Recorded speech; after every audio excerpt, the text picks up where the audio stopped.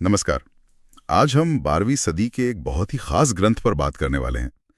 हमारे पास कुछ नोट्स हैं राजतरंगिणी कश्मीर का ऐतिहासिक दर्पण नाम से। जी, कल्हण की राजतरंगिणी, कश्मीर का इतिहास और कहते हैं भारत का पहला व्यवस्थित इतिहास ग्रंथ। हाँ, पहला व्यवस्थित इतिहास। लेकिन ये कोई सूखी सी लिस्ट नहीं है राजाओं की, है ना? जी, नोट्स कहते हैं कि ये तो संस्कृत काव्य में लिखा गया है, लगभग 1148 ईस्वी के आसपास। बिल्कुल, यही इसकी खासियत है। राजतरंगिणी मतलब राजाओं की नदी या कह लें राजाओं की श्रृंखला। अच्छा, राजाओं की नदी, नाम भी काव्यात्मक है। हाँ, पंडित कल्हण ने इसे रचा और इसकी संरचना भी दिलचस्प है। इसमें कुल 8 तरंग हैं, मतलब अध्याय। 8 तरंग? तो ये कैसे बटे हुए हैं? देखिए, पहली 3 तरंगे तो पुराने, कुछ हद तक पौराणिक कश्मीर की बात करती हैं। फिर तरंग 4 से 7 में मौर्य, कुषाण, गुप्तोत्तर काल मतलब 10वीं सदी तक का इतिहास आ जाता है। और 8वीं, वो खास होगी शायद। जी, 8वीं तरंग कल्हण के अपने समय की है, 12वीं सदी। इसमें राजा हर्ष जैसे उनके समकालीन शासकों का जिक्र है। और नोट्स में एक बात पर बहुत जोर दिया गया है कि कल्हण सिर्फ तारीफें नहीं करते, वो आलोचना भी करते हैं। सही बात है, ये बहुत महत्वपूर्ण है। वो सिर्फ घटनाओं का ब्यौरा नहीं लेते, राजाओं के काम, युद्ध, निर्माण ये सब तो है ही। लेकिन वो अच्छे राजाओं की तारीफ करते हैं तो बुरे और भ्रष्ट शासकों की खुलकर निंदा भी करते हैं।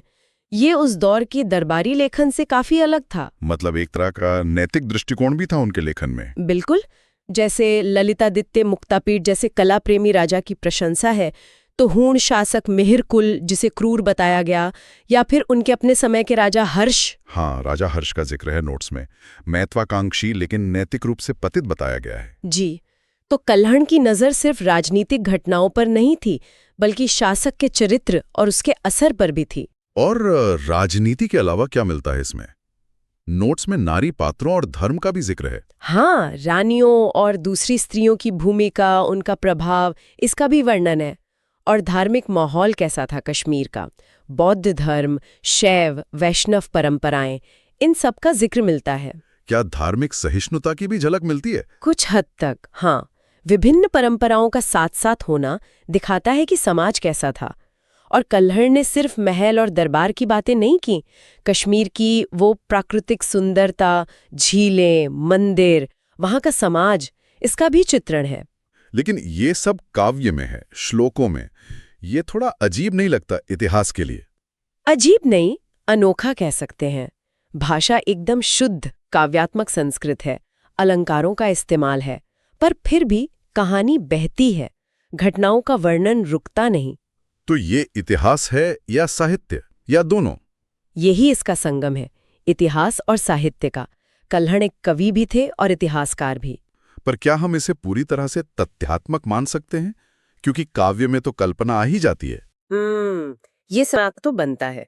नोट्स भी यही इशारा करते हैं कि कल्हण ने कोशिश तो की है निष्पक्ष रहने की। उन्होंने पुराने स्रोतों का हवाला भी दिया है। अच्छा। पर वो खुद मानते हैं कि जहां तथ्य साफ नहीं थे, वहां उन्होंने अनुमान या जो सुना था परंपरा, उसका सहारा लिया। लेकिन ये बात उन्होंने छिपाई नहीं। मतलब ईमानदारी बरती उन्होंने। और यही बात इसे इतना अहम बना देती है।